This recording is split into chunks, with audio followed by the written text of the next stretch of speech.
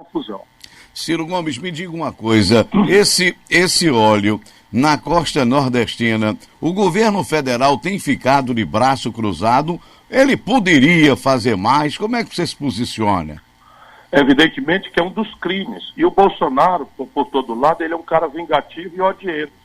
Ele não nos perdoa, a nós do Nordeste, porque perdeu a eleição feio aqui entre nós. No Ceará, por exemplo, ele foi 3º lugar.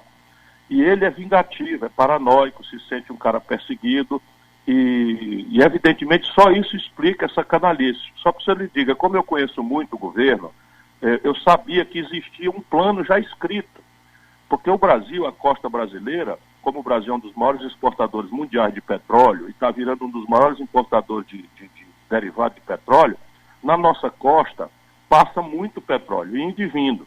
Então, no governo do Brasil, já existia um plano de contingência. A previsão, já com simulações, o que é que tinha que fazer e agir. Pois bem, e havia uma comissão de acompanhamento. O Bolsonaro fechou essa comissão, jogou esse plano na lata do lixo e hoje, veja a maluquice, não fez absolutamente nada sério e viajou para o estrangeiro sem ter sequer feito uma visita na região. O Bolsonaro é uma tragédia para o Brasil. Quer dizer que o senhor acha que, na realidade, ele está se vingando da região? Isso eu não tenho a menor dúvida. Eu conheço o Bolsonaro de longa data.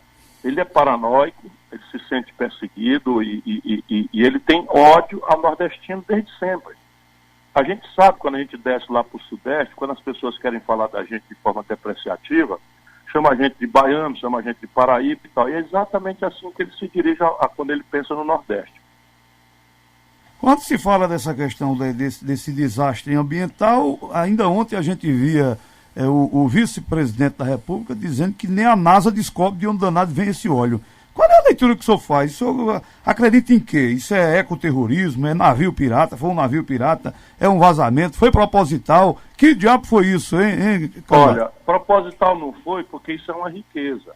Então foi um acidente qualquer, certamente não é tão difícil de pesquisar não.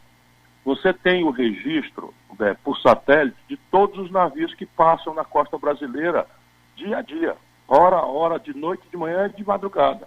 Você tem, se for um navio pirata, tem um registro do satélite. Se não for um navio pirata, porque com a carga de petróleo dessa, ele embarcou em algum lugar. Também tem poucos lugares onde pode embarcar o petróleo, ou desembarcar o petróleo no rumo do Brasil. Depois você tem as linhas das correntes. Então a corrente vem para cá, a corrente vai para lá, os etos, etc, etc.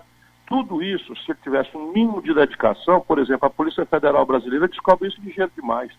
A Marinha, o Serviço de Inteligência da Marinha, tem a obrigação de saber disso em poucas horas.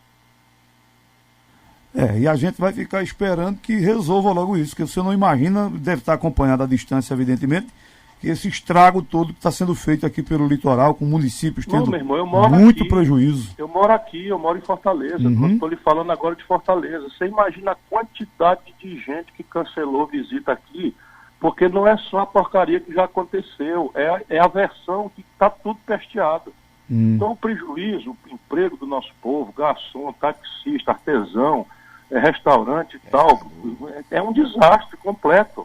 Me dá vontade, às vezes as pessoas dizem que eu sou bocão, mas uma coisa dessa é uma canalice sem explicação. Se o senhor fosse o presidente da República hoje, qual seria a sua atitude diante dessa catástrofe? Primeiro dia, tomaria um avião, desceria em Recife, eu desceria em Natal, pegaria um helicóptero da Marinha, percorreria o litoral, descendo, conversando com as pessoas, e obrigaria todos os serviços de Marinha e Exército, etc., etc., em coordenação com os governadores de Estado, a fazer um grande programa de recuperação disso urgente, faria uma campanha internacional de publicidade esclarecendo que isso não está prejudicando a totalidade dos coisas, identificaria os pontos onde estão livres para reordenar e, em qualquer circunstância, exigiria cooperação internacional para descobrir os responsáveis e cobrar deles a indenização por tudo isso. Muito bem.